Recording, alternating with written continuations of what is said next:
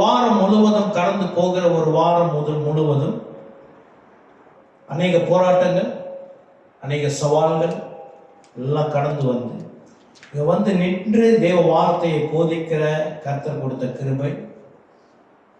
அந்த வேலையிலே உங்களை பார்க்கும் பொழுது நான் பலன் அடைகிறேன்.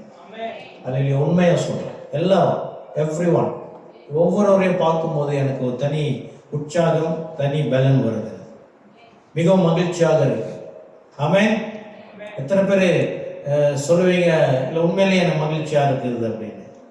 சிரிச்சாதான் தெரியும். ஆமென். நேஷ் சிரிக்கிறது ஒண்டி தான் பார்க்க முடியாது. ஆனால் அவங்க மாஸ்க் போட்டுக்குவாங்க. மற்றவங்க சிரிச்சா எனக்கு தெரியும். ஆமென். ஹல்லேலூயா. கர்த்தர் நல்லவர். சரி, இந்த நாளில் தேவ செய்திக்குள்ளாக கடந்து சொல்லுவோம். கிறிஸ்து பிரியமானவர்களே, இந்த நாளுடைய செய்தியின் தலைப்பு சிவப்பு கிடாரி. சிவப்பு கிடாரி, ரெட் எய்ஃபர். ஆமென்.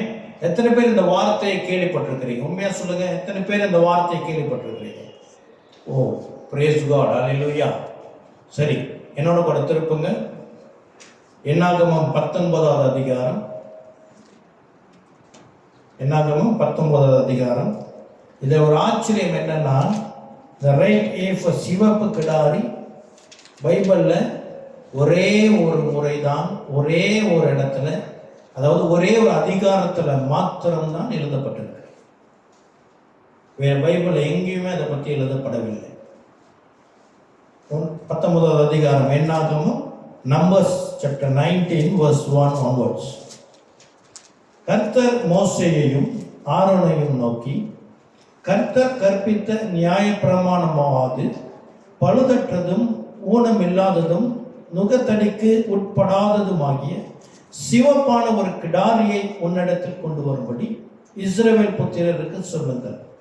அதை எலெயாசார் என்றும் ஆசாரியனிடத்தில் ஒப்புக் கொடுக்கிறது. அவன் அதை பாளையத்திற்கு வெளியே கொண்டு போக கடவன். அங்கே அது அவனுக்கு முன்பாக கொல்லப்பட கடவுது. அப்பொழுது ஆசாரியனாகிய எலெயாசார் தன் விரலினால் அதன் இரத்தத்தில் கொஞ்சம் எடுத்து ஆசரிப்பு கூடாரத்திற்கு எதிராக 7 தரம் தெளிக்க கடவுள். பின்பு கிடாரியை அவன் கண்களுக்கு முன்பாக ஒருவன் சுட்டரிக்க வேண்டும். அதன் தோலும் அதன் மாம்சமும் அதன் இரத்தமும் அதன் சாணியும் சுட்டரிக்கப்பட வேண்டும். அப்பொழுது ஆசாரியன் கேதுரு கட்டைகளையும் ஈசோப்பையும் சிவப்பு நூலையும் எடுத்து கிடாரி எரிக்கப்படுகிற நெருப்பின் நடுவிலே போட கடவன். பின்பு ஆசாரியன் தன் வஸ்திரங்களை தோய்த்து ஜலத்திலே ஸ்நானம் பண்ணி அதன் பின்பு பாளையத்தில் பிரவேசிக்க கடவன். ஆசாரியன் சாயங்காலம் மட்டும் தீட்டுப்பட்டிருப்பான். அதை சுட்டரித்தவனும் தன் வஸ்திரங்களை ஜலத்தில் தோய்த்து ஜலத்திலே ஸ்நானம் பண்ணி சாயங்காலம் மட்டும் தீட்டுப்பட்டிருப்பான். சுத்தமாயிருக்கிற ஒருவன் அந்த கிடாரியின் சாம்பலை வாரிக்கொண்டு பாளையத்திற்கு புறம்பே சுத்தமான ஒரு இடத்திலே கொட்டி வைக்க கடவன். அது இஸ்ரவேல் புத்திரரின் சபைக்காக தீட்டு கழிக்கும் ஜலத்திற்கென்று காத்து வைக்கப்பட வேண்டும். அது பாவத்தை பரிகரிக்கும். கிடாரியின் சாம்பலை வாரினவன் தன் வஸ்திரங்களை தோய்க்க கடவன். அவன் சாயங்காலம் மட்டும் தீட்டுப்பட்டிருப்பான். இது இஸ்ரவேல் புத்திரருக்கும் அவர்கள் நடுவிலே தங்குகிற அந்நியருக்கும் நித்திய கட்டளையா இருப்பதாக. செத்து போனவனுடைய பிரேதத்தை தொட்டவன் 7 நாள் தீட்டுப்பட்டிருப்பான். அவன் 3ஆம் நாளிலும் 7ஆம் நாளிலும் தீட்டு கழிக்கும் ஜலத்தினால் தன்னை சுத்திகரிக்க கடவன். அப்பொழுது சுத்தமாவான். 3ஆம் நாளிலும் 7ஆம் நாளிலும் தன்னை சுத்திகரிக்காமல் இருப்பானாக சுத்தமாகான். செத்தவனுடைய பிரேதத்தை தொட்டும் தன்னை சுத்திகரித்துக் கொள்ளாதவன் கர்த்தரின் வாசஸ்தலத்தை தீட்டுப்படுத்துகிறான். அந்த ஆத்துமா இஸ்ரவேலில் இல்லாமல் அறுப்புண்டு போவான். தீட்டு கழிக்கும் ஜலம் அவன் மேல் தெளிக்கப்படாததினால் அவன் தீட்டுப்பட்டிருப்பான். அவன் தீட்டு இன்னும் அவன் மேல் இருக்கும். கூடாரத்தில் ஒரு மனிதன் செத்தால் அதற்கடுத்த நியாயமாவது, அந்த கூடாரத்தில் பிரவேசிக்கிற யாவரும் கூடாரத்தில் இருக்கிற யாவரும் 7 நாள் தீட்டுப்பட்டிருப்பார்கள். மூடி கட்டப்படாமல் திறந்திருக்கும் பாத்திரங்கள் எல்லாம் தீட்டுப்பட்டிருக்கும். வெளியிலே பட்டயத்தால் வெட்டுண்டவனையாவது செத்தவனையாவது மனித எலும்பையாவது பிரேத குழியையாவது தொட்டவனையவனும் 7 நாள் தீட்டுப்பட்டிருப்பான். ஆகையால் தீட்டுப்பட்டவனுக்காக பாவத்தை பரிகரிக்கும் கிடாரியின் சாம்பலிலே கொஞ்சம் எடுத்து ஒரு பாத்திரத்தில் போட்டு அதன் மேல் ஊற்று ஜலம் வார்க்க வேண்டும். சுத்தமானதே ஒருவன் ஈசோப்பை எடுத்து அந்த ஜலத்திலே தோய்த்து கூடாரத்தின் மேலும் அதிலுள்ள சகல பனிமுட்டுகளின் மேலும் அங்கே இருக்கிற ஜனங்களின் மேலும் தெளிக்கிறதும் அல்லாமல் எலும்பையாகிலும் வெட்டுண்டவனையாகிலும் செத்தவனையாகிலும் பிரேத குழியையாகிலும் தொட்டவன் மேலும் தெளிக்க கடவன். சுத்தமாய் இருக்கிறவன் தீட்டுப்பட்டவன் மேல் 3ஆம் நாளிலும் 7ஆம் நாளிலும் தெளிக்க வேண்டும். 7ஆம் நாளில் இவன் தன்னை சுத்திகரித்து தன் வஸ்திரங்களை தோய்த்து ஜலத்தில் ஸ்நானம் பண்ணி சாயங்காலத்திலே சுத்தமாய் இருப்பான். தீட்டுப்பட்டிருக்கிறவன் தன்னை சுத்திகரித்து கொள்ளாதிருந்தால் அவன் சபையில் இராதபடிக்கு அறுப்புண்டு போவான். அவன் கர்த்தரின் பரிசுத்த ஸ்தலத்தை தீட்டுப்படுத்தினான். தீட்டு கழிக்கும் ஜலம் அவன் மேல் தெளிக்கப்படாததினால் அவன் தீட்டுப்பட்டிருக்கிறான். தீட்டு கழிக்கும் ஜலத்தை தெளிக்கிறவனும் தன் வஸ்திரங்களை தோய்க்க கடவன். தீட்டு கழிக்கும் ஜலத்தை தொட்டவனும் சாயங்காலம் மட்டும் தீட்டுப்பட்டிருப்பான். தீட்டுப்பட்டிருக்கிறவன் தொடுகிற வகையெல்லாம் தீட்டுப்படும். அவைகளை தொடுகிறவனும் சாயங்காலம் மட்டும் தீட்டுப்பட்டிருப்பான். இது உங்களுக்கு நித்திய கட்டளையாக இருக்கும் என்றார். அல்லேலூயா. ஒரு நீடிய அதிகாரமாக 22 வசனங்களை கொண்ட ஒரு அதிகாரம். ஆமென். நான் ஏன் இதை படித்தேன் என்றால் ஒரு காரணம் உண்டு. கிறிஸ்து பிரியமானவர்களே, இது ஒரு சம்பிரதாயம். கர்த்தராகிய தேவன் இஸ்ரவேல் ஜனங்களுக்கு இதை கற்றுக் கொடுத்தார். என்ன? தங்களுடைய தீட்டு அவர்களுக்கு என்ன செய்யப்பட வேண்டுமா? சுத்திகரிக்கப்பட வேண்டுமா? ஆமென். இந்த தீட்டு பாவத்திற்கும் உதாரணமாக சொல்லப்படுகிறது. ஒரு வசனம் வரும்,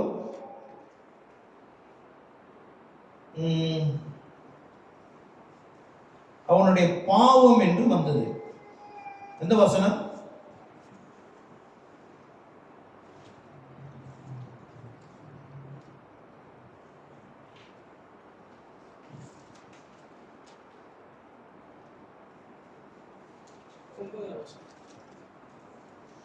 ஒன்பதாவது வசனம். சுத்தமாய் இருக்கிற ஒருவன் அந்த கிடாரியின் சாம்பலை வாண்டி கொண்டு பாளையத்திற்கு புறம்பே சுத்தமான ஒரு இடத்திலே கொட்டி வைக்க கடவன். அது இஸ்ரவேல் புத்திரரின் சபைக்காக தீட்டு கழிக்கும் ஜலத்திற்கென்று காத்து வைக்கப்பட வேண்டும். அது பாவத்தை பரிகரிக்கும். ஆங்கிலத்தில் என்ன வார்த்தை போட்டிருக்கு?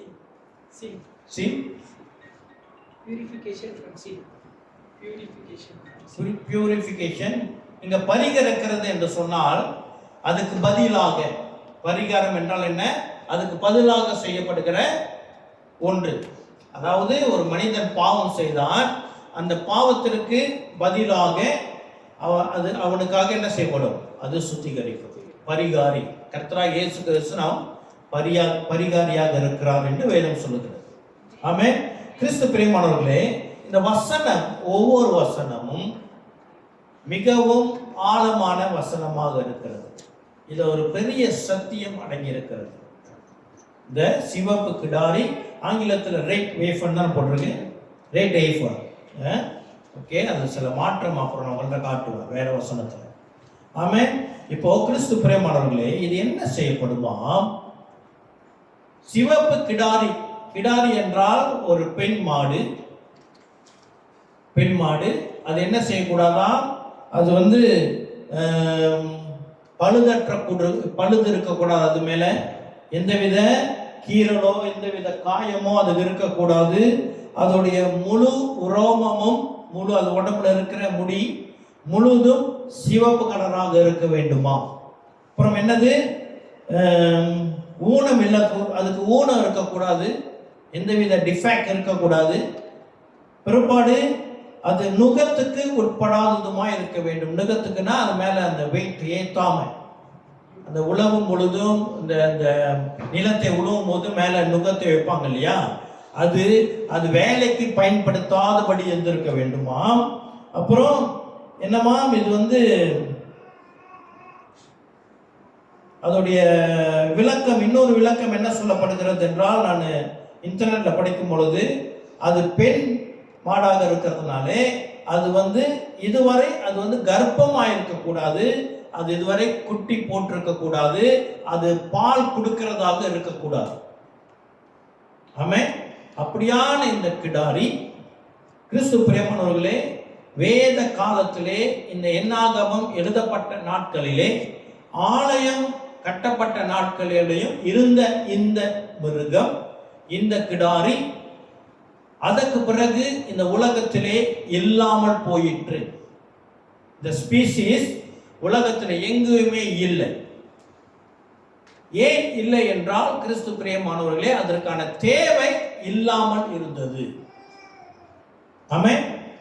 ஏன் இந்த விதமான ரக மாடு, அதாவது இந்த கிடாரி இருந்தது என்றால், அது கர்த்தருடைய தேவைக்கு, ஆலயத்தின் தேவைக்கு, சுத்திகரிப்பின் தேவைக்கு இது உலகத்திலே இருந்தது. அதற்கு பிறகு ஆலயம் இடிக்கப்பட்ட பிறகு இதுக்கான தேவை இல்லை. ஆமென். ஆக இது உண்மையாக இருந்தது. கிறிஸ்து பிரியமானவர்களே, இந்த ரக இந்த கிடாரி இப்பொழுது உலகத்திலே மறுபடியும் வந்துவிட்டது.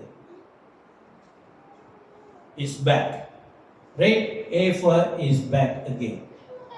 ஆமென். அதை நம்ம ஆழமா கொஞ்சம் பார்ப்போமாக. கிறிஸ்து பிரியமானவர்களே, 2018 டிசம்பர், செப்டம்பர் 2018 செப்டம்பர்ல இந்த சிகப்பு ஏஃபர் மறுபடியும் பிறந்தது. எங்க? அமெரிக்கா தேசத்துல பிறந்தது. ஆனாலும் அதிலே பூரணமான அதோடைய அந்த ரோமம், பூரணமான ரோமமும் சிவப்பாக இல்லை, அங்கு இங்கு சற்று வெள்ளையும் கருப்பும் கலந்து இருந்தது 2018. ஆமென். அதுக்கு பிறகு மறுபடியும் இவர்கள் என்னென்னமோ செஞ்சாங்க. சயின்டிபிக்கலி, ஜெனட்டிக்கலி மாடிஃபை, அதை ஆராய்ச்சி செய்து அதோடைய ஜீன்ஸ் இருக்கு இல்லையா, ஜீன்ஸ் எல்லாம் மாடிஃபை பண்ணி எது செய்தும் இவர்களாலே அது சிறப்பாக, இஸ்ரவேலுடைய ஆராய்ச்சி சயின்டிஸ்ட்களினாலே அதை பூரணமாக செய்ய முடியவில்லை. ஒரு தடவை ஒரு அட்டம்ல என்ன ஆயிடுச்சு, எல்லாமே சரியாக இருந்தது, ஆனால் பிறந்தது ஆண் மாடாக பிறந்தது. ஆமென். பல தோல்விகளுக்கு பிறகு பை நேச்சுரல் அது அமெரிக்கா தேசத்தில் 5 கிடாரிகள் பிறந்தது. 5 கிடாரிகள் டெக்சஸ் மாநிலத்தில் பிறந்து, அது 2022 செப்டம்பர் 22ஆம் தேதி இஸ்ரவேலுக்கு கொண்டு வரப்பட்டது. இஸ்ரவேலுக்கு கொண்டு வரப்பட்டது. அது கொண்டு வரப்பட்டதிலிருந்து தான் ஹமாஸோடைய தாக்குதல் இஸ்ரவேலிலே ஆரம்பித்தது. ஏன் அப்படி என்றால், கிறிஸ்து பிரியமானவர்களே, ஆலயம் மறுபடியும் கட்டப்பட வேண்டும். ஆலயம் மறுபடியும் கட்டப்பட வேண்டும். ஆலயம் கட்டப்பட்ட உடனே அந்த ஆலயத்துடைய முன், அந்த வாசல், அந்த முன் பகுதியிலே அந்த ஆலயத்துக்கான சுத்திகரிப்பும், அது மாத்திரமல்லாமல் ஆசாரியர்களுடைய சுத்திகரிப்பும், அது மாத்திரமல்லாமல் முழு ஜனங்களுடைய சுத்திகரிப்புக்காகவும் இந்த கிடாரி எரிக்கப்பட்டு அதோடைய சாம்பலிலே கொஞ்சம் எடுத்து தண்ணீரிலே கலந்து அது தெளிக்கப்பட வேண்டும். வாசலுக்கு முன்பதாக அதோடைய இரத்தம் பிரதான ஆசாரியனாலே 7 முறை தெளிக்கப்பட வேண்டும். இதைதான் நாம் வாசித்தோம். 3வது வசனம், அதை எலிசார் என்னும் ஆசாரியனிடத்தில் ஒப்புக் கொடுங்கள், அவன் அதை பாளையத்திற்கு வெளியே கொண்டு போக கடவன். அங்கே அது அவனுக்கு முன்பதாக கொல்லப்படுவது. அப்பொழுது ஆசாரியனாகிய எலியாசா தன் விரலினால் அது இரத்தத்தில் கொஞ்சம் எடுத்து ஆசரிப்பு கூடாரத்திற்கு எதிராக 7 தரம் தெளிக்க கடவன். ஆசரிப்பு கூடாரம்னா ஆலயம் கட்டுவதற்கு முன்பதாக இருந்த மோசையினாலே உண்டு பண்ணப்பட்ட ஆசரிப்பு கூடாரம். ஆசரிப்பு கூடாரம் காலத்துக்கு பின்பு ஆலயம் கட்டப்பட்டது. இப்ப ஆசரிப்பு கூடாரம் தேவையில்லை. அதே போல ஆலயத்துக்கு முன்பதாக இவ்வாறாக காரியம் செய்யப்பட வேண்டும். ஆமென். இப்ப ஆலயம் கட்டப்பட வேண்டும். அதற்கு அனைத்து ஏற்பாடுகளும் தயாராகிவிட்டது. அது குறைபாடாக இருந்தது ஒன்றே ஒன்று. என்ன? இந்த சிவப்பு கிடாரி. இந்த சிவப்பு கிடாரி 5 டெக்சாஸ்லேருந்து இஸ்ரேலுக்கு கொண்டு வந்தப்பட்ட உடனேயே இந்த விஷயம் உலகத்துக்கு தெரிய வந்த பொழுது, விசேஷமாக ஹமாஸ் பாலஸ்தீன தேசங்களில் இருக்கிற ஜனங்களுக்கு இது தெரிய வந்த பொழுது இவர்களுடைய யுத்தத்தை தொடங்கினார்கள். இந்த யுத்தத்திற்கு அவர்கள் வைத்திருக்கிற பேர் என்ன தெரியுமா? இப்ப யுத்தம் நடந்து கொண்டு இருக்கு இல்லையா, இதுக்கு ஒரு பெயர் கொடுக்கப்பட்டிருக்கிறது. எத்தனை பேருக்கு தெரியும் அது பெயர் என்ன? அல் அக்ஸா ஃப்ளட். என்ன யுத்தத்திற்கு பெயர் என்றால் அல் அக்ஸா ஃப்ளட். ஏன் இந்த பெயர்? ஏன் இவர்கள் இந்த யுத்தத்தை ஆரம்பித்தார்கள் என்றால், கிறிஸ்து பிரியமானவர்களே, ஆலயம் மறுபடியும் கட்டுவதற்கான ஒரு அவசியம் வந்துவிட்டது. அதற்காக தான் இவர்கள் இந்த கிடாரியை கொண்டு வந்திருக்கிறார்கள் என்று அவர்கள் உறுதிப்படுத்திக் கொண்டு, இவர்கள் தங்களுடைய மசூதியாக இருக்கிற அல் அக்ஸா மசூதியை பாதுகாக்க வேண்டும் என்று சொல்லி இவ்வளவு யுத்தத்தையும் நடத்தி கொண்டிருக்கிறார்கள். இதற்காக தான் உலக நாடுகள், உலக இஸ்லாமிய நாடுகள் இவர்களோடு இணைந்து இஸ்ரேலுக்கு எதிராக யுத்தத்தை நடத்துகிறார்கள். இஸ்லாமிய நாடுகள் என்று சொல்றதை காட்டிலும் இஸ்லாமிய இயக்கங்கள் என்ப, அதாவது ஹமாஸ், பிறகு இஸ்புல்லா, இந்த மாதிரி இயக்கங்கள் இருக்கிறது இல்லையா, இவர்கள் இஸ்ரேலுக்கு எதிராக அந்த அல் அக்ஸா மசூதியை பாதுகாக்க வேண்டும் என்று சொல்லி இவர்கள் யுத்தத்தை நடத்தி கொண்டிருக்கிறார்கள். அதில் ஒரு சில நாடுகளும் நேரடியாக அதில் அவர்களுக்கு எதிராக வருகிறார்கள். அதில் ஒரு நாடு ஈரான். இதை நாம் அறிந்திருக்கிறோம். ஆமென். அல்லேலூயா. சரி, இப்போ ஏன் இந்த 3வது கோவில், இஸ்ரவேல் தேவனுடைய ஆலயம் இருக்கு இல்லையா, அதற்கும் அல் அக்ஸாவுக்கும் என்ன சம்பந்தம் என்றால், சாலமோன் கட்டின, அதற்கு பிறகு நேபுகாத்நேச்சரால் இடிக்கப்பட்டு மறுபடியும் செருபாபேலினாலே கட்டப்பட்ட அந்த 2 ஆலயமும் இருந்த அஸ்திபாரத்திலே தான் இந்த அல் அக்ஸா கட்டப்பட்டிருக்கிறது என்று சொல்லப்படுகிறது. அப்ப 3வது ஆலயத்தை கட்ட வேண்டும் என்றால் இந்த அல் அக்ஸா இடிக்கப்பட வேண்டும் என்பது அநேகராலே நம்பப்படுகிற ஒரு உண்மை. ஆனால் கிறிஸ்து பிரியமானவர்களே, நவீன தொழில்நுட்பத்தினாலே கண்டுபிடிக்கப்பட்ட உண்மை என்னவென்றால், அந்த அல் அக்ஸா இருக்கிற ஸ்தலத்திலே ஆலயம் இருந்ததில்லையா, அதற்கு பக்கத்திலே ஒரு இடம் இருக்கிறது. அது நானும் சென்று பார்த்திருக்கிறேன். அங்கதான் சாலமோனுடைய ஆலயம் இருந்து அஸ்திபாரம் இருக்கிறதா. இதை ஆராய்ச்சியாளர்கள் கண்டுபிடித்து விட்டார்கள். இதை ஏன் உலகத்திற்கு இன்னும் வெளிப்படுத்தப்படவில்லை என்றால், அதுக்கு ஏதேனும் காரணம் நிச்சயமாக இருக்கும். ஆமென். ஆக ஆலயம் கட்டுவதற்கும் இந்த அல் அக்ஸா மசூதி உடைக்கப்படுவதற்கும் சம்பந்தம் இல்லை. ஆனாலும் இவர்கள் அந்த ஸ்தலத்தை, அந்த அல் அக்ஸா அல் அமார் என்ற 2 மசூதிகள் நடுவுல தான் இந்த ஸ்தலம் இருக்கிறது. அந்த இடத்தை முழுவதும் இவர்கள் ஆட்கொணித்து இருக்கிறார்கள். இவர்கள் தான் அதை பிடியில வைத்திருக்கிறார்கள். அந்த இடத்தை அவர்கள் பாதுகாக்க வேண்டும் என்பதற்காக இவர்கள் அந்த ஸ்தலத்தை விட்டு கொடுக்க மாட்டுகிறார்கள். ஆகையினாலே அங்கு ஆலயம் கட்டப்படக்கூடாது என்று சொல்லி இவர்கள் யுத்தத்தை ஏறெடுக்கிறார்கள். ஏனென்றால் இவர்களுக்கு தெரியும் ஆலயம் கட்டுவதற்கான அனைத்து காரியங்களும் தயாராக இருக்கிறது. இப்பொழுது இந்த சிவப்பு கிடாரியம் வந்து விட்டது, இவர்கள் ஆலயத்தை கட்ட தொடங்கி விடுவார்கள், அது இவர்களுக்கு தோல்வியாக இருக்கும் என்று சொல்லி இவர்கள் எதிர்ப்பை காட்டிக் கொண்டு வருகிறார்கள். ஆமென். கர்த்தர் வருகை சமீபம், கர்த்தர் வருகை மிக சமீபம். இப்ப நான் உங்களுக்கு சில கேள்விகளை கேட்க போகிறேன், இந்த பதில் சொல்லுங்க. ஆமென். இந்த சிவப்பு கிடாரி யாரினாலே கொல்லப்பட்டு யாரினாலே அதோடைய ரத்தம் தெளிக்கப்பட வேண்டும்? ஆசாரியன். ஆமென். இன்று யார் ஆசாரியராக இருக்கிறார்? இன்று ஆசாரியர் என்று யாரை நாம் சொல்ல முடியும்?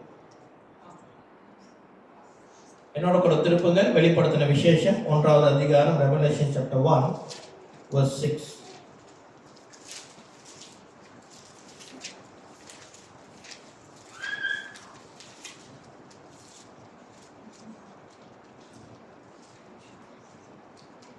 நம்மிடத்தில் அன்பு கூர்ந்து தமது இரத்தத்தினாலே நம்முடைய பாவங்களற நம்மை கழுவி தம்முடைய பிதாவாகிய தேவனுக்கு முன்பாக நம்மை ராஜாக்களாகவும் ஆசாரியர்களும் ஆக்கின அவருக்கு மகிமையும் வல்லையும் என்றென்றைக்கும் உண்டாயிருப்பதாக. ஆமென்.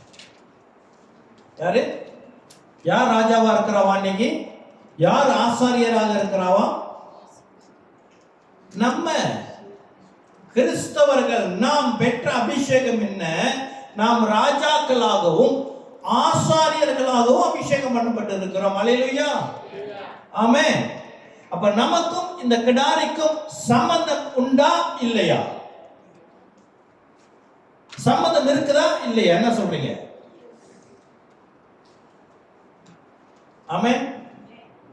அப்போ இந்த கிடாரியின் சுத்திகரிப்பு, இந்த கிடாரியின் சாம்பல், கிடாரி எரிக்கப்பட்டு அதோடைய சாம்பல் கொஞ்சம் எடுத்து தண்ணீரிலே கலந்து அது சுத்திகரிக்கும் தண்ணியாக, சுத்திகரிக்கும் ஜலமாக ஈசோப்பிலே தொட்டு, ஈசோப்புனா அது ஒரு செடி, அது கொஞ்சம் நீளமாக இருக்கும், அதை தொட்டு அப்படி தெளிக்கிற அந்த சுத்திகரிப்பு நமக்கு தேவையா?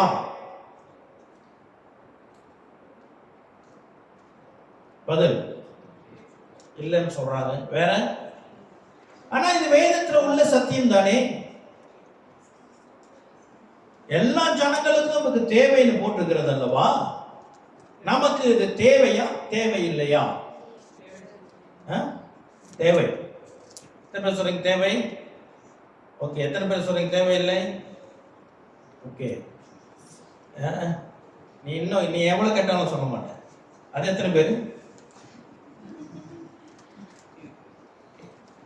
ஆமா. கிறிஸ்து பிரியமானவர்களே, இந்த வேதம் எவ்வளவு அழகானது என்று இன்று நான் மறுபடியும் உணர்ந்தேன். எனக்கு ஆச்சரியம். I was speechless. உறைந்து போனேன். ஏனென்றால் கர்த்தர் ஒரு வெளிப்பாட்டை இன்று என்னிடத்தில் கொடுத்தார். I was amazed. ஆச்சரியப்பட்டேன். இந்த வெளிப்பாடு கிடைப்பதற்கு நான் பாத்திரனா என்று சொல்லி ஆண்டவருடைய சமூகத்தில் தாழ்த்தி நான் ஆண்டவருக்கு நன்றி சொல்லுவேன். ஒரு சிறப்பான ஒரு வெளிப்பாடு நான் உங்கள்கிட்ட காட்டப் போகிறேன். இது நமக்காக, நம்முடைய சபைக்காக இந்த நாளில் கர்த்தர் கொடுக்கிற வெளிப்பாடு. அல்லேலூயா. அதனாலதான் நினைக்கிறேன், நீங்க வித்தியாசமா ஆண்டவர் என்ன செஞ்சிட்டாரு, இந்த வெளிப்பாடு கொடுக்கிறதுக்கு முன்பதாக பாஸ்டரோட இருதயத்தை ஆண்டவர் ஏவி வேத வசனம், அவர் நேற்றும் இன்றும் என்றும் மாறாதவர் ஆகையினாலே அவர் இன்றைக்கு நமக்கு விசேஷமான வெளிப்பாட்டை கொடுக்க போறார் என்று அங்கீகாரத்தை கொடுத்திருக்கிறார். அல்லேலூயா, ஆமென். சரி,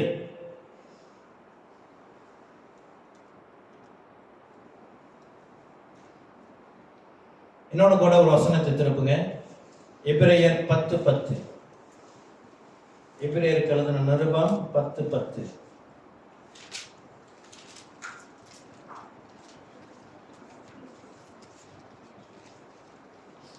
இயேசு கிறிஸ்துவனுடைய சரீரம் ஒரே தரம் பலியிடப்பட்டதினாலே அந்த சித்தத்தின்படி நாம் பரிசுத்தமாக்கப்பட்டிருக்கிறோம். கிறிஸ்து பிரியமானவர்களே, கிடாரையின் சாம்பல் கலந்த ஜலம் ஈசோப்பின் தண்டினாலே ஜனங்கள் தெளிக்கப்படும் பொழுது அவர்கள் தீட்டு கழிந்து அவர்களுக்கு பாவம் பரிகரிக்கப்பட்டு அவர்கள் சுத்திகரிக்கப்படுகிறார்கள். இங்கு இயேசு கிறிஸ்து அதற்கு சமமாக என்ன செய்திருக்கிறாரா? இயேசு கிறிஸ்துனுடைய சரீரம் ஒரே தரம் பலியிடப்பட்டதினாலே அந்த சித்தத்தின்படி நாம் பரிசுத்தமாக்கப்பட்டிருக்கிறோம். அதனால இன்று நமக்கு கிடாரி தேவையில்லை. இயேசு கிறிஸ்து நமக்காக பலியாகி நம்மை சுத்திகரித்திருக்கிறார். அல்லேலூயா, ஆமென். இப்ப இயேசு கிறிஸ்து 1 யோவான்ல போட்டிருக்கிறது, இயேசு கிருபாதார பலியாக அவர் பலியானார் என்று போடப்பட்டிருக்கிறது. கிருபாதார பலி என்றால் என்ன? பழைய ஏற்பாட்டில் சொல்லப்படுகிற சகல பலிகளையும் அவர் ஒருவராக செய்து முடித்தார் என்று அதுக்கு அர்த்தமாம். ஆமென். அப்படி என்றால் இயேசு கிறிஸ்து சிவப்பு கிடாரியாகவும் பலியாக இருக்க வேண்டுமா இல்லையா? ஆமென். இதுல இருக்கிற ஒரு விசேஷமான ஒரு வெளிப்பாடு நான் இப்போ உங்கள்கிட்ட சொல்ல போகிறேன். என்னாகமம் 19வது அதிகாரம் 2வது வசனம். மறுபடியும் நான் அதை வாசிக்கிறேன். இப்போ வாசிச்சது என்னாகமம் 19வது அதிகாரம் 2வது வசனம். கர்த்தர் கற்பித்த நியாய பிரமாணமாவது பழுதற்றதும் ஊனமில்லாததும் நுகத்தடிக்கு உட்படாததுமாகிய சிவப்பான ஒரு கிடாரியை உன்னிடத்தில் கொண்டு வரும்படி இஸ்ரவேல் புத்திரருக்கு சொல்லுங்கள். என்னாகமம் எத்தனாவது புத்தகம்? என்னாகமம் எத்தனாவது புத்தகம்? 4வது புத்தகம். பழைய ஏற்பாட்டிலே 4வது புத்தகம் 19வது அதிகாரம் 2வது வசனம் சிவப்பு கிடாரியை குறித்து பேசுகிறது. ஆமென். புதிய ஏற்பாடு அதே 4வது அதிகாரம் 4வது புத்தகம் திருப்புங்க. புதிய ஏற்பாட்டில் அதே 4வது புத்தகம் எது? யோவான். அதே 4வது புத்தகம் அதே 19வது அதிகாரம் அதே 2வது வசனம்.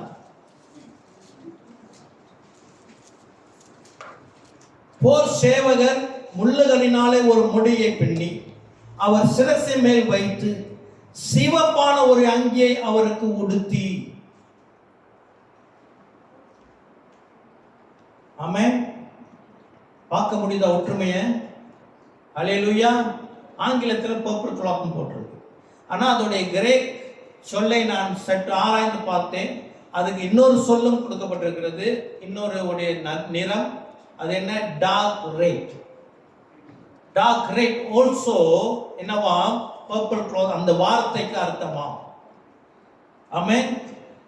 கிறிஸ்து பிரியமானவர்களே, அதே 4வது புத்தகம் அதே 19வது அதிகாரம் அதே 2வது வசனம். இங்கு இயேசு கிறிஸ்து சிவப்பு அங்கியினாலே உடுத்தப்படுகிறார். ஆமென். பிற்பாடு மறுபடியும் என்னாகமத்துக்கு போவோம்.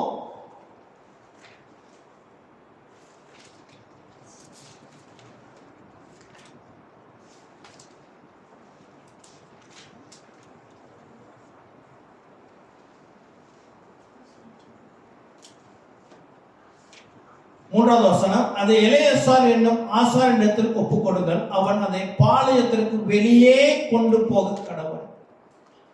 இயேசு கிறிஸ்து சிலுவையில் அறையப்பட்ட இடம் எருசலேமுக்கு வெளியே. ஆமென். எருசலேமுக்கு வெளியே இயேசு கிறிஸ்து சிலுவையிலே அறையப்பட்டார். வேதம் எவ்வளவு அழகானது, வேதம் எவ்வளவு துல்லியமானது என்பதற்கு இந்த வசனம் நமக்கு ஒரு அங்கீகாரம். இந்த அங்கீகாரத்தை கர்த்தர் நமக்கு கொடுத்திருக்கிறார். இது மேலான வெளிப்பாடு. அல்லேலூயா.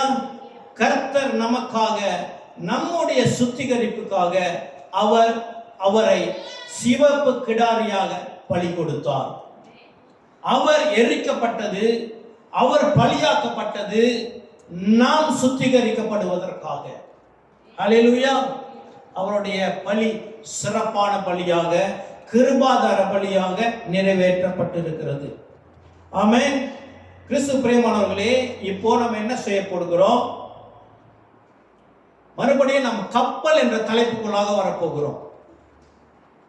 ஆமென். பண்டைய காலத்துல கப்பலிலே பிரயாணம் செய்கிறவர்கள் தங்களை சுத்திகரிப்பது எப்படி தெரியுமா? அதாவது குளித்து தங்களை சுத்தம் பண்ணுகிறது எவ்வாறு என்றால், நவீன நாட்களை பற்றி நான் சொல்லவில்லை. ஏன்னால் வேதம், நம் பண்டைய காலத்து வேதத்தை தான் நாம் தியானித்துக் கொண்டு இருக்கிறோம்.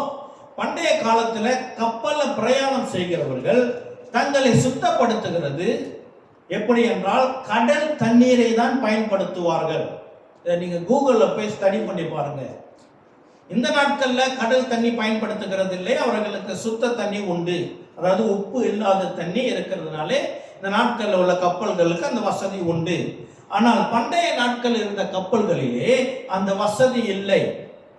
அவர்கள் தங்களை சுத்திகரித்து அவர்கள் தங்களை கழுவுகிறது, அவர்களை குளிப்பதற்கு பயன்படுத்துகிற தண்ணீர் கடல் தண்ணி தான். கிறிஸ்து பிரியமானவர்களே, கப்பல் விசுவாசத்திற்கு அடையாளமாக இருக்கிறது என்று பார்த்தோம். வேத வசனம் கடல் தண்ணீருக்கு அடையாளமாக இருக்கிறது என்று பார்த்தோம். ஆகையினால விசுவாசத்திலே பயணிக்கிற நம்மை சுத்திகரிக்கிறது வார்த்தை. எப்படி என்றால், இயேசு கிறிஸ்து வார்த்தையாக இருக்கிறார்.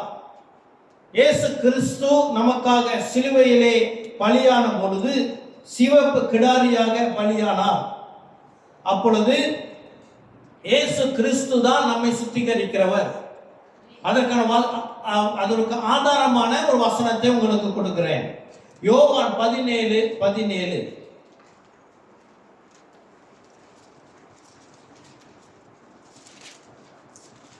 யோவான் 17:17 வசனம். உம்முடைய சத்தியத்தினாலே அவர்களை பரிசுத்தமாக்கும், உம்முடைய வசனமே சத்தியம். அல்லேலூயா. இப்போ இயேசுதான் சத்தியம், நானே வழியும் சத்தியமும் ஜீவனுமாய் இருக்கிறேன். அதே இயேசுதான் வார்த்தையாக இருக்கிறார். இந்த வசனம் சொல்லுகிறது, சத்தியமே நம்மை சுத்தமாக்குமா? அது கிறிஸ்து பிரியமானவர்களே, இந்த வசனம் நம்மை சுத்திகரிக்கும். அல்லேலூயா. இதை கர்த்தர் பழைய ஏற்பாட்டிலே கர்த்தர் கொடுத்த நியாய பிரமாணத்தின் நிறைவேறுதலாக இருக்கிறது. இவ்வளவு நாள் நாம் வேத வசனத்தை படிக்கிறோம், தியானிக்கிறோம் அல்லவா? சபையிலும் கேட்கிறோம், பைபிள் ஸ்டடியிலும் கேட்கிறோம். என்னவென்றால், கிறிஸ்து பிரியமானவர்களே, நாம் சுத்திகரிக்கப்படுகிறோம். அல்லேலூயா. நாம் சுத்திகரிக்கப்படுகிறது ஒருவேளை நமக்கு தெரியாமல் இருக்கலாம். ஆனால் வேத வசனம் என்னதான், ஐசாயால நம்ம படித்த 56 அதிகாரத்திலே வசனம் வெறுமையா திரும்பாதான். இந்த வசனத்தை நாம் கேட்கிறவர்கள் எப்படியாக கேட்க வேண்டும்? இதை நாம் ஆவியோடும் உணர்வோடும் இதை ஏற்றுக்கொள்கிறவர்களாக இதை நாம் கேட்க வேண்டும். இந்த வசனத்தை நான் முழுமையாக நான் ஏற்றுக்கொள்கிறேன் என்பதற்கு என்ன அடையாளம்? வெளிப்படுத்தின விசேஷத்திலே 1:3 சொல்லுகிறது, இந்த வாசிக்கிறவனும் இதை கேட்கிறவனும் இதை கை கொள்ளுகிறவனும். இந்த வசனத்தை நாம் கேட்டு இதை நாம் கை கொள்ளும் பொழுது நாம் சுத்திகரிக்கப்படுகிறோம். அல்லேலூயா. கிறிஸ்து பிரியமானவர்களே, கர்த்தருடைய வருகை சமீபம். கர்த்தருடைய வருகை மிக சமீபம். இப்போ ஆராதனையில கர்த்தர் என்னோட கூட பேசின காரியத்தை நான் உங்களோட சொல்லுகிறேன். கர்த்தருடைய முதல் வருகையிலே கர்த்தருடைய வருகை 2 தரப்பு ஜனங்களுக்கு அறிவிக்கப்பட்டது. 2 தரப்பு ஜனத்துக்கு அறிவிக்கப்பட்டது. அதாவது அறிவிக்கப்பட்டது, சொல்லப்பட்டது. யாருக்கு சொல்லப்பட்டது? யாருக்கு? சீஷர்களுக்கு இல்லை. சொன்னார் பாருங்க. யாருக்கு?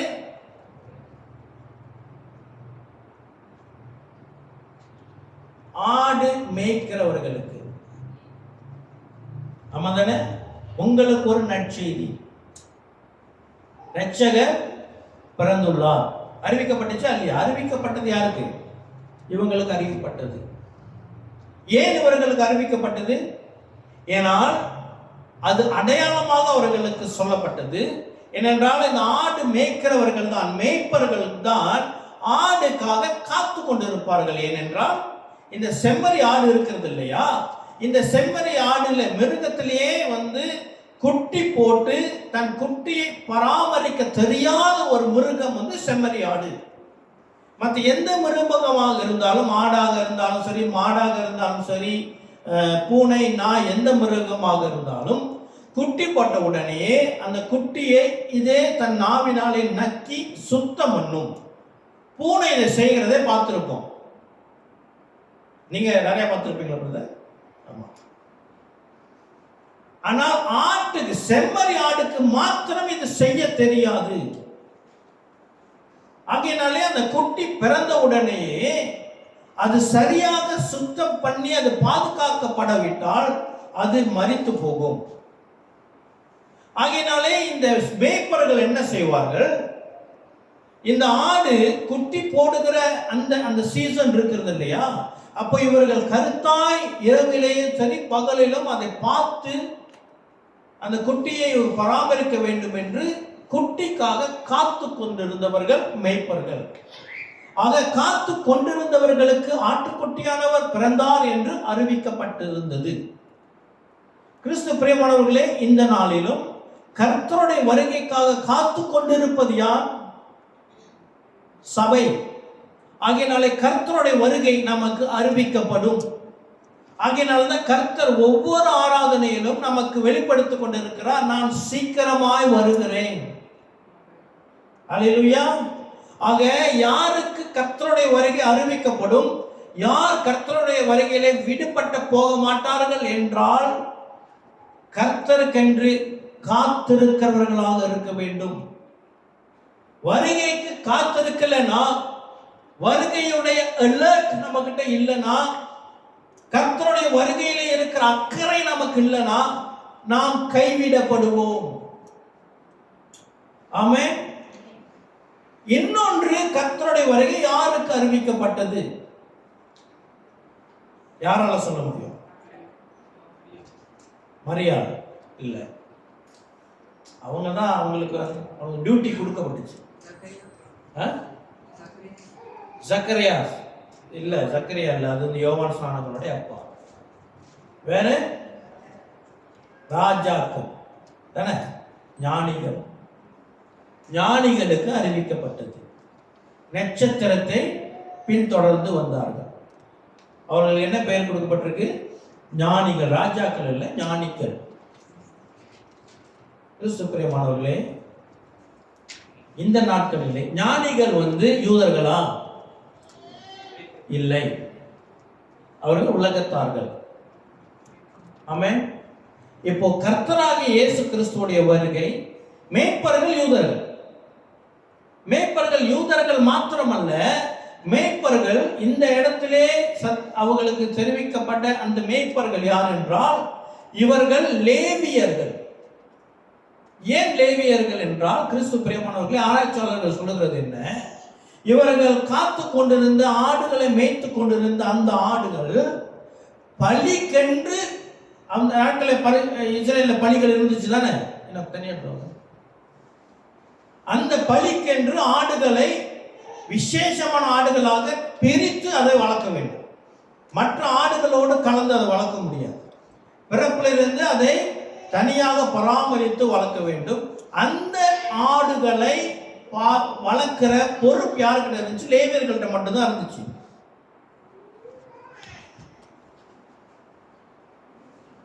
ஆமென். அப்ப அந்த லேவியர்கள் தான் அந்த ஆட்டை பராமரிக்க வேண்டும். அப்போ அன்னைக்கு அந்த டியூட்டியில இருந்த மேய்ப்பர்கள் லேவியர்கள் அப்படின்னு ஆராய்ச்சியாளர்கள் உறுதிப்படுத்துகிறார்கள். லேவியர்கள் என்றால் யார்? ஆசாரியர்கள். இப்போ இந்த செய்தி யாருக்கு அறிவிக்கப்பட்டதா? ஆசாரியர்களுக்கு அறிவிக்கப்பட்டதா? பார்த்தோம், நம்ம தான் ஆசாரியர்கள். கர்த்தருடைய வருகைக்காக காத்து கொண்டிருக்கிற ஆசாரியர்களுக்கு அது நிச்சயமாக வெளிப்படுத்தப்படும். ஆகையினாலே இன்றும் ஆராதனை வேளையிலே கர்த்தர் சீக்கிரமாய் வருகிறார் என்று சொல்லுகிற வார்த்தைகள் சபையை அலங்கரிப்பதற்கல்ல, அங்கு ஒரு உற்சாகத்தை சொல்வதற்கல்ல, அது உண்மையான அறிவிப்பு. அனௌன்ஸ்மெண்ட்ஸ் பெட்டேஷா செய்றாங்க இல்லையா, அதே போல அனௌன்ஸ்மெண்ட் பரலோகத்திலிருந்து நமக்கு வருகிறது. இதோ நான் வருகிறேன், கெட் ரெடி. இதோ நான் வருகிறேன், கெட் ரெடி. ஆமென். இரண்டாவது யாருக்கு அறிவிக்கப்பட்டது? ஞானிகளுக்கு அறிவிக்கப்பட்டது. ஆமென். அப்போ முதல் வருகையிலே யூதர்கள், அதாவது லேவியர்களுக்கு அறிவிக்கப்பட்டது, அது நமக்கு இன்றைக்கு அறிவிக்கப்பட்டிருக்கிறது. ஆமென்.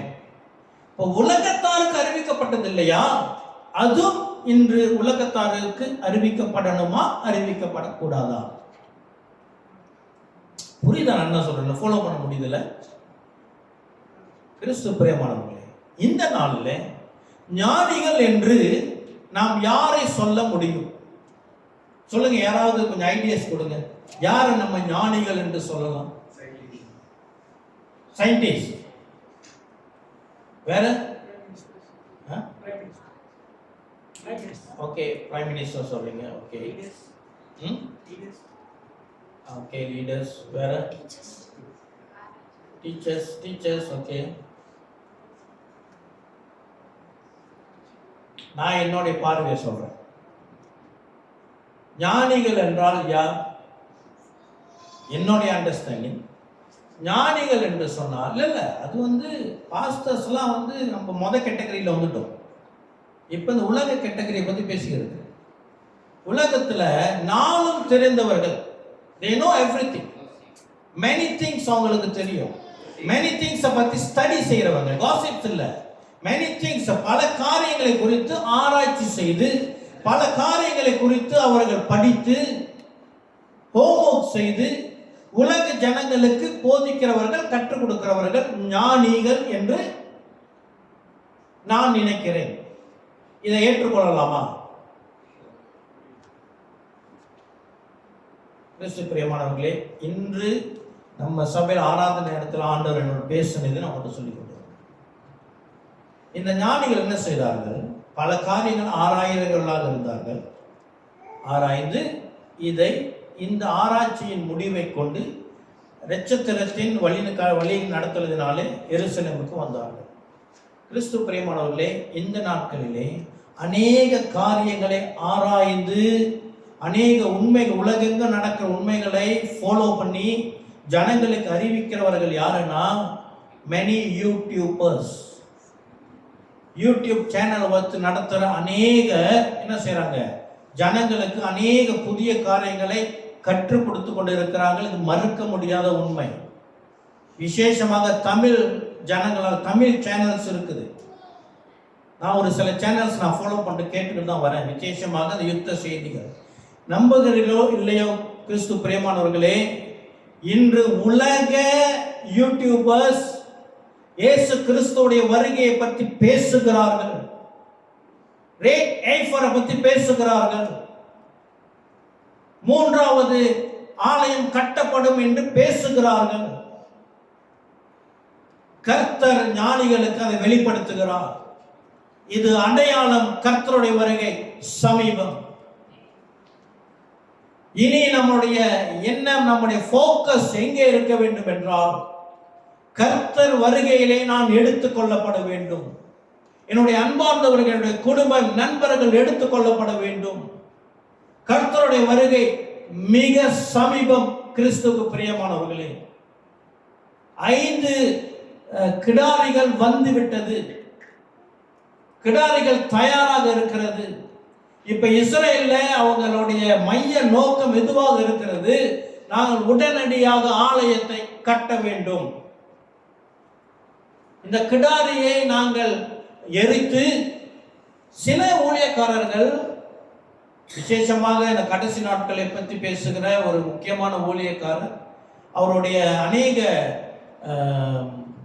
செய்திகளிலே அவர் சொல்லுகிறார், ஆலயம் கட்டப்பட்டு ஆலயத்துக்கு முன்பதாக ஒரு பலிபீடம், அந்த பலிபீடத்திலே இந்த கிடாரி தான் பலி கொடுக்கப்பட வேண்டும் என்று சொல்லி பல வருடமாக போதித்து வருகிறார். ஆனால் நான் கொஞ்சம் பார்க்கும் பொழுது இந்த கிடாரி பலிபீடத்திலே பலி கொடுக்கப்படுகிறது அல்ல, இது பாளையத்திற்கு புறம்பே, எங்க பாளையத்திற்கு புறம்பே தூரமாக பலி கொடுக்க, அது பலி கொடுக்கறதுல அது எரிக்கணும் என்று போட்டிருக்கிறது. அது பலி என்று சொல்லப்படவில்லை, அது எரிக்கப்பட்டு அதோடைய சாம்பலும் அதோட ரத்தம் தான் பயன்படுத்தப்படுகிறது. ஆமென். எது எப்படி இருந்தாலும் இந்த கிடாரி 2000 வருஷத்துக்கு மேலாக உலகத்தில் இல்லாம இருந்தது, இப்போ மறுபடியும் வந்து விட்டது.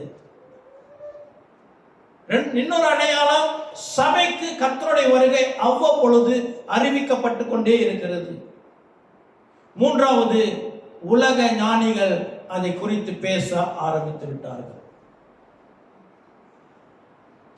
நமக்கு சொந்தமான வருகை, நமக்கு சொந்தமான ரட்சிப்பு, இப்போ கிறிஸ்தவர்களுக்கு அது மேல பாரம் இருக்குதோ இல்லையோ, கர்த்தர் அந்த பாரத்தை உலகத்துக்கு வெளிப்படுத்தி கொண்டு இருக்கிறார்கள்.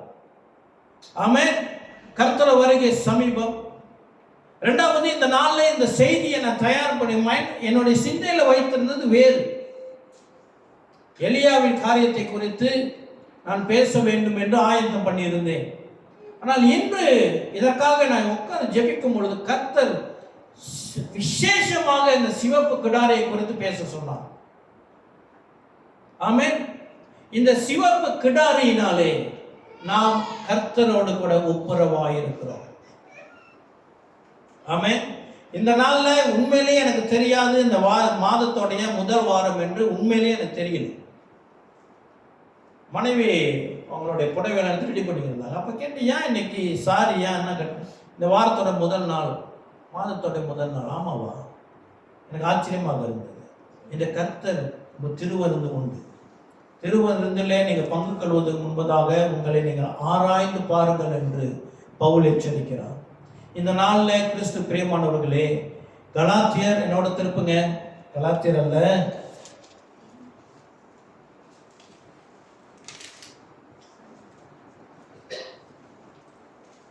கொலோசியர்.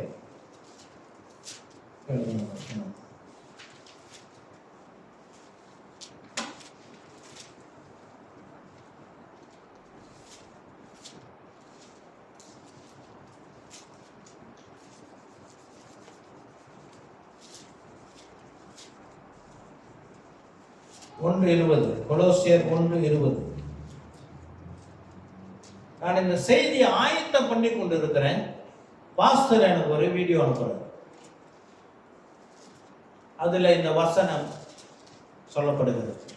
கொலோசியர் 1:20.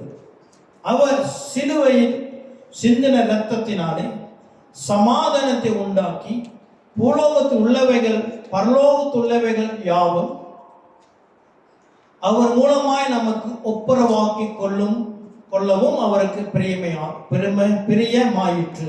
கிறிஸ்து பிரியமானவர்களே, இந்த கிடாரியின் பலியினாலே, கிடாரியின் சாம்பலினாலே நாம் இன்று சுத்திகரிக்கப்பட்டிருக்கிறோம்.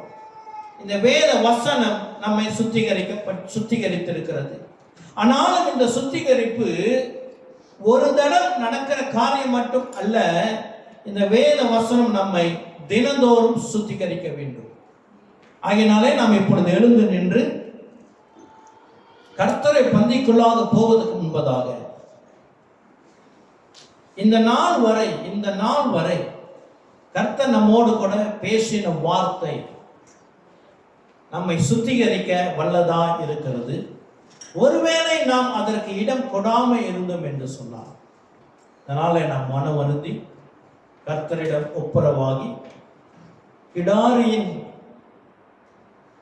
சாம்பலிலே சுத்திகரிக்கப்பட்ட விதமாய் கர்த்தராகிய இயேசு கிறிஸ்துவனுடைய வழியினாலே நாம் சுத்திகரிக்கப்பட வண்ணமாக வேத வசனம் நம்மை சுத்திகரிக்கும்படி நாம் ஒப்பு கொடுப்போமாக. எழுந்து நின்று என்னோடு கூட எல்லாரும் எழுந்து நின்று கர்த்தருடைய வார்த்தையை நோக்கி நாம் நம்மை ஆராய்ந்து பார்ப்போமா? சற்று நேரம் அமைதியாக ஆண்டவர் உங்களோடு பேசுகிறார். கர்த்தர் நிச்சயமாய் இங்கு உலாவிக் கொண்டிருக்கிறார்.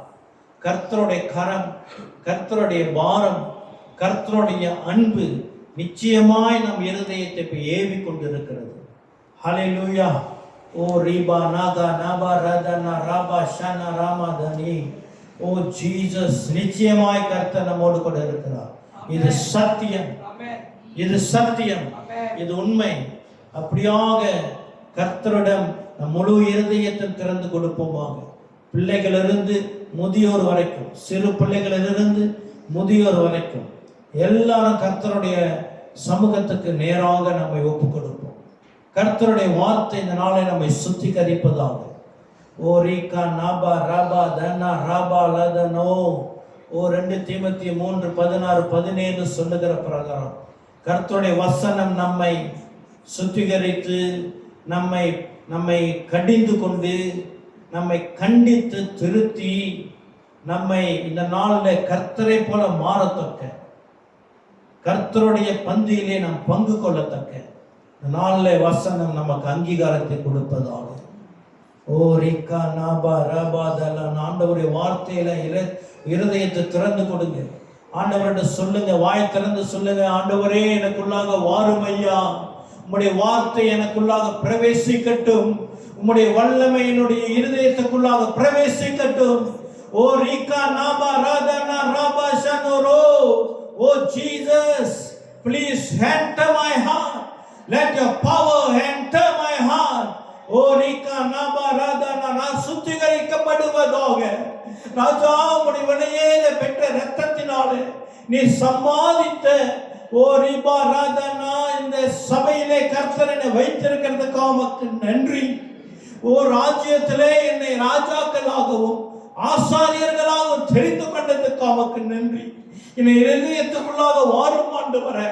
என்னுடைய இருதயத்திலே, என்னுடைய சரீரத்திலே, என்னுடைய சிந்தையிலே, எங்கள் கண்களிலே, என்னுடைய காதிலே, என்னுடைய நாவிலே ராஜா இருக்கிற அசுத்தம், என் கண்களிலே, என் இருதயத்திலே இருக்கிற தீட்டு, இதோ கிடாரியின் சாம்பல் கலந்த தண்ணீரினாலே சுத்திகரிக்கப்படுவதாக. உம்முடைய வார்த்தையிலே சுத்திகரிக்கட்டும். தொடர்ந்து ஆண்டவர்கிட்ட கேளுங்க. ஓ ரிக்கா நாபா ராதனா. ஓ உம்முடைய வார்த்தையிலே சுத்திகரிப்பதாக. ராஜா, நான் செய்த குற்றங்களை கர்த்தர் மன்னிங்க. நான் தீட்டுப்பட்டு இருக்கும் பகுதி இயேசு கிறிஸ்துவின் நாமத்தினாலே, இயேசு கிறிஸ்துவின் வார்த்தையினாலே சுத்திகரிக்கப்படுவதாக. உம்முடைய வார்த்தையை சுத்திகரிக்கட்டும் ஆண்டவரே. என்னுடைய வேலை காரியத்தில் என்னை சுத்திகரிங்க. என்னுடைய சிந்தையிலே கர்த்தர் என்னை சுத்திகரிங்க. தவறான நட்புகளிலே கர்த்தர் என்னை சுத்திகரிங்க ஆண்டவரே. நான் பார்க்க கூடாத காரியத்தை பார்த்ததுனால கர்த்தர் என்னை சுத்திகரிங்க. கண்களை சுத்திகரிப்பீராக. உம்முடைய வார்த்தை என்னுடைய நாவை சுத்திகரிக்கட்டும். உம்முடைய வார்த்தை என்னுடைய செவிகளை சுத்திகரிக்கட்டும். தேவையில்லாத கதைகளுக்கு நான் என்னுடைய காதை திருப்பதினாலே கர்த்தர் என்னை சுத்திகரிங்க ஆண்டவரே. வேத வசனத்தை கேட்காதபடி என்னை காதை நான் அடைத்துக் கொண்டதற்காக நான் தீட்டுப்பட்டிருக்கிறேன் அல்லவா. கர்த்தர் என்னை சுத்திகரிங்க ஆண்டவரே. பிதாவே, குற்றம் பேசினதுனாலே ஆண்டவரே, குற்ற பலியை சொன்னதுனாலே, நான் நியாயம் தீர்த்ததினாலே ஆண்டவரே, தேவையில்லாத காரியங்களை நான் பேசினதினாலே, அரட்டை அடித்ததினாலே, இதோ களியாட்டுகளிலே நான் கலந்து கொண்டதினாலே பிதாவே என்னை மன்னிங்க, என்னை சுத்திகரிங்க ஆண்டவரே. உலகப்பிரமான பாடல்களை பாடினதினாலே என் நாவு ஆண்டவரை தீட்டுப்பட்டு இருக்கிறது ஆண்டவரே. கர்த்தருடைய பிள்ளை உண்மை போல பேசாமல் உலகத்தாரை போல கெட்ட வார்த்தைகளை பேசினதினாலே, பொய் பேசினதினாலே, புற கூறினதினாலே ராஜா என்னை மன்னிங்க ஆண்டவரே. உம்மை சபித்திருக்கிறேன் ஆண்டவரே, என்னை மன்னிங்க அப்பா. என்னுடைய நாவு இப்பொழுது உம்முடைய வார்த்தையினாலே சுத்திகரிக்கப்படுவதாக. என்னுடைய இருதயம் உம்முடைய வார்த்தையினாலே சுத்திகரிக்கப்படுவதாக. கர்த்தருக்கு முன்பதாக என்னை தாழ்த்துகிறேன். உம்முடைய வார்த்தையை சுத்திகரித்து இதோ தகப்பனே, உம்முடைய பந்தியிலே உம்முடைய சரீரத்தையும் உம்முடைய இரத்தத்தையும் நான் உட்கொள்ளும் பொருட்டு கர்த்தர் என்னை நீதிமானாக மாற்றுவீராக.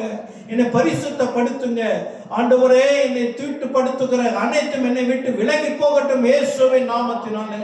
தீட்டுப்படுத்துகிற பொருட்களாக இருந்தாலும் அந்த பொருட்கள் என்னை வீட்டில் இருந்து என் வீட்டையும் என்னுடைய ஆத்மாவை தீட்டுப்படுத்துகிறது என்று சொன்னால் அதை கர்த்தர் வெளிப்படுத்துங்க. அதை நாங்கள் வெளிப்படுத்துகிறோம். எங்கள் வீட்டில் இருந்து, எங்களுடைய ரூம் அறையிலிருந்து வெளிப்படுத்துகிறோம் இயேசுவின் நாமத்தினால. என்னுடைய போன்ல, என்னுடைய மொபைல் போன்ல என்னை தீட்டுப்படுத்துகிற காரியம் இருக்கிறது என்று சொன்னால் அது இயேசுவின் நாமத்தினால் வெளியேற்றப்படுவதாக. ஓ ராபா தன நான் சம்பாதிக்கிற ஊதியத்திலே அது தீட்டாக வந்து என்னிடம் வருகிறது என்று சொன்னால், நீ விரும்பாத ஊதியம் என்னிடம் வருகிறது என்று சொன்னால் அது இயேசுவின் நாமத்தினாலே நிர்மலமாக்கப்படுவதாக. ஓ ராகா நாபா ராதனா ரபா ஷதனா ரிபா லமராதனோ. ஓ திருட்டுக்கு நான் ஒப்பு கொடுக்கப்படாதபடி, திருட்டிலே வந்த பொருட்கள் வீட்டில் இருக்காதபடி தகப்பனே உடைய வார்த்தையை எச்சரிக்கட்டும். Right now in the name of Jesus. இயேசுவின் நாமத்தினாலே உம்முடைய வார்த்தை என்னை சுத்திகரிக்கட்டும். முழுமையாக சுத்திகரிக்கப்பட்டு உம்முடைய வருகையிலே கரைதிரையற்றவனாக, உம்மை முகமுகமாய் காணத்தக்க தகுதி உள்ளவனாக ராஜா இந்த நாள்ல வந்திருக்கிற உம்முடைய பிள்ளைகளை யாவையும் தகுதிப்படுத்துவீராக, சுத்திகரிப்பீராக. ராஜா பரிசுத்தத்தோடு உம்மை நாடுகிற, நடுக்கத்தோடு உம்மை நாடி வருகிற, இதோ சீனாய் மலையிலே மோசே உம்மை நோக்கி வர நடுங்கினான் என்று எபிரேய புத்தகத்தில் சொல்லப்படுகிறது போல, இதோ உம்முடைய பந்திக்கு நேராக நாங்கள் நடுக்கத்தோடும் தேவ பயத்தோடும் ஆண்டவரே இந்த பரிசுத்த குலைச்சலில் நாங்கள் போகாதபடி பரிசுத்தத்தை நாங்கள் பரிசுத்தமாக ஏற்றுக்கொள்ளத்தக்க உம்முடைய சரீரத்தின் பரிசுத்தம், உம்முடைய இரத்தத்தின் பரிசுத்தத்திலே நாங்கள் பங்கு கொண்டு நாங்கள் நீதிமானாக கர்த்தர் எங்கள் மேல் உம்முடைய சிவப்பு கிடாரியின் சாம்பல் நிறைந்த ஜலத்தினாலே எங்களை சுத்திகரிக்கிறார். ஆண்டவரே இந்நாள் வரை எங்கள் வாழ்க்கையில கேட்ட உம்முடைய வார்த்தை வெறுமையா எங்களை விட்டு வெளியேறாதபடி அது எங்களுக்குள்ளாக இருந்து எங்களை சுத்திகரிப்பது. நன்றி செலுத்துகிறோம் ஆண்டவரே, நன்றி செலுத்துகிறோம். உடைய வார்த்தைக்கு நன்றி, வெளிப்பாட்டுக்கு நன்றி, சுத்திகரிப்புக்கு நன்றி. இதோ கர்த்தர் எங்களை அழைத்துக் கொள்ள போகிறதுக்காக உமக்கு நன்றி செலுத்துகிறோம். அனைவரும் ஒரு மனதாய் மாரானாதா என்று சொல்வோமாக. மாரானாதா, மாரானாதா, வாருமையா. நன்றி ஆண்டவரே. கர்த்தர் சீக்கிரமாய் வந்து எங்களை அழைத்து செல்வீராக. தாழ்த்தி ஒப்பு கொடுக்கிறோம். இயேசு கிறிஸ்துவின் நாமத்தினால ஜெபிக்கிறோம் ஜீவனுள்ள நல்ல அப்பாவே. ஆமென், ஆமென், ஆமென்.